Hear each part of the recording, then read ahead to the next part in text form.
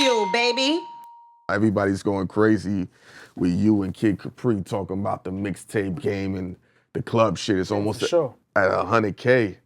Yo, man, I think, you know, like, ultimately, like, some of the stuff we were talking about is like, you know, it's industry-based, but it's real, man. Like, you know what I mean?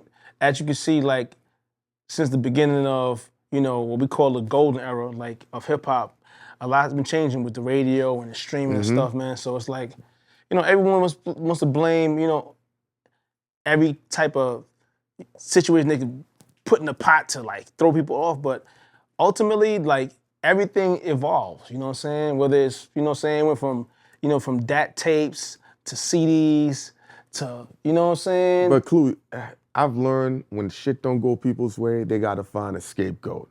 Apparently, you know, W9s is the new scapegoat. You know, what do you want me to say?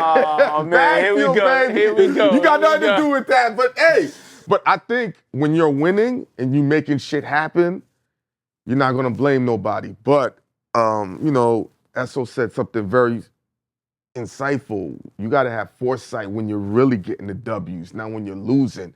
You gotta be prepared to fail while you're winning. And hip hop is evolving so crazy. Think about a mixtape was the #1 way to get your shit out there. Now, you don't even hear dudes say, I'm putting out a mixtape. Nothing, no What's the point if everything is digital? But how are dudes gonna release their vibe?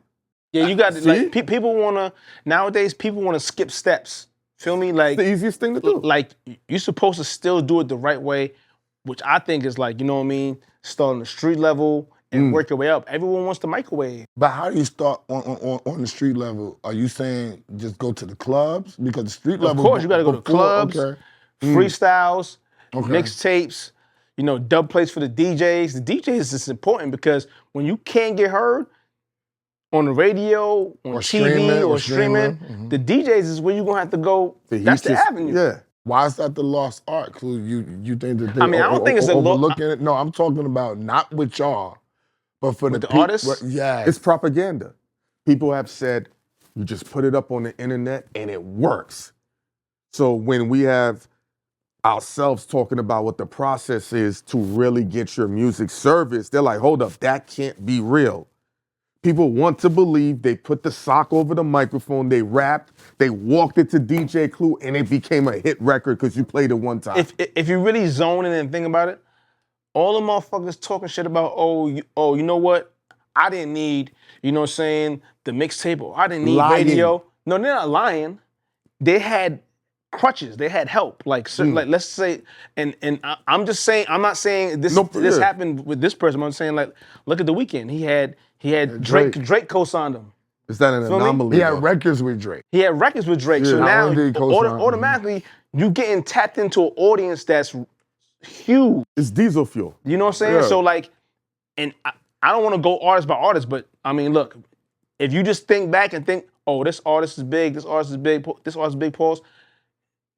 Look at how they came through. I guarantee you, somewhere along the line, there was a major cosign. I mean, you can look at Rihanna. You can look at Rihanna and Neo. The cosign was Jay-Z. Right. And that was a major cosign because he wasn't cosigning niggas since the Rockefeller time. So he came in, he took his Def Jam job, and he cosigned them. But a cosign is undefeated, man, unless you fuck it up and behave. People get cosign and don't make it. When I mean undefeated, let me repackage what I'm saying. Undefeated in bringing you to the forefront. Then you have to deliver. Okay. You understand? If LeBron says, yo, this is what it is, yo, check out DJ Clue's son that plays basketball. Now it's up to him to hit the shot. Yes, but he already skipped the line. People gonna look, definitely. You dig what I'm saying? Definitely. It's a way big difference than that. And that's what people are looking for. And they just believe all the stories. I'm gonna run into this guy. He's gonna love my music, and it's gonna work in 2 months because they hear the fantasy. Another thing is a lot of artists are delusional. They think everything they do is good. Like, you know, I produce. Every beat I make ain't hot, my nigga. I can say that right now. Like, and even producers who have hot records here and there, they make hot records, I guarantee if you ask them, they're gonna say, oh, nah, you know, I just go in the studio, cook up. But it's really, they sitting there and they have 200 beats and someone picked 3. That's just how the game goes, bro. Like, you gotta put the work in. But as two gentlemen who have filtered through high-level beats, right? I remember Arsonist sitting down with us saying he was gonna throw away Dipset Anthem. He didn't think that was good. But that's is how it there always such a happens, thing as though. a bad beat, though? Yes, there is, because sometimes you might, people go through, and rappers too, they go through dry spells, or you go through spells where you're not motivated. Sometimes the weirdest beat or the funniest beat, you might do some shit and might be like, and then you just like playing beats with somebody, you'll skip through a beat and people like, yo, go back to that. That's fire. And you be like, this shit, I was gonna throw this shit away. I didn't even finish this shit. And that be the ones that people love. Yes, what's up? Because I don't believe there's such a thing as a bad beat until the right person gets I've heard some really bad beats, but creativity is all subjective because, like he said, a writer could hear something and we never heard that before, and they could put a melody on it and change the whole outlook of a song. You know what I'm saying? That's a big deal, but I just think right now in this day and age, with how people are gonna break records, it's harder to break records because honestly, the records just aren't good. They really not. They just aren't good.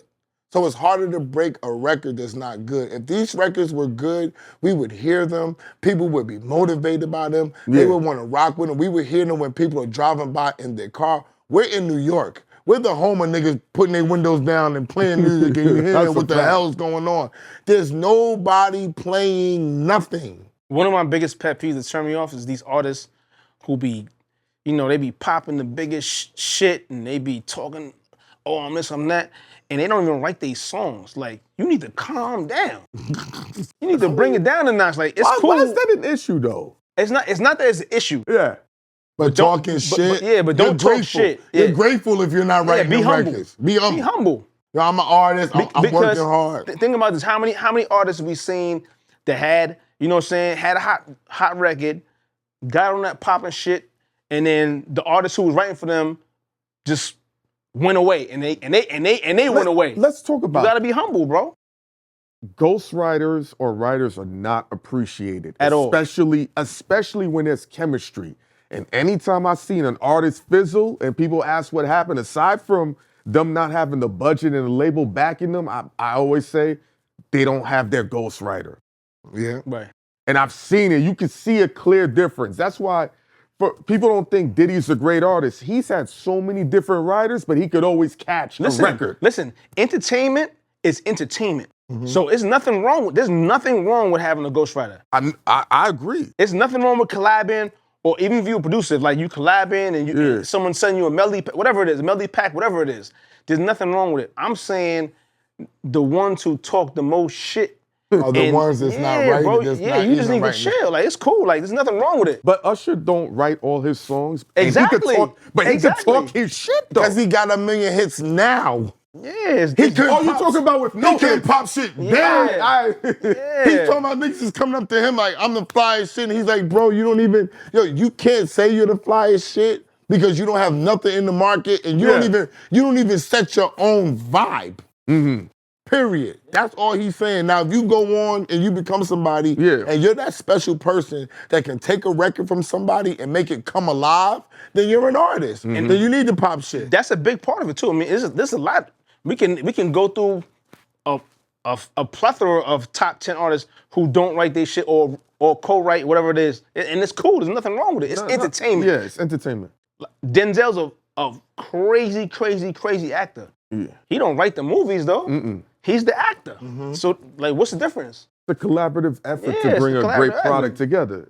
To bring to light, it takes a whole team. Like, you know what I mean? When it comes to hip hop, people just feel it's really pen to pad, microphone, somebody slapped the beat and that's it. And I'm like, nah, it's way different than that. And that's why I like hearing the stories from you guys who's been in the studio to sit there and say, nah, we gotta go through this. Nobody's ever even seen a mixing session, a mastering session.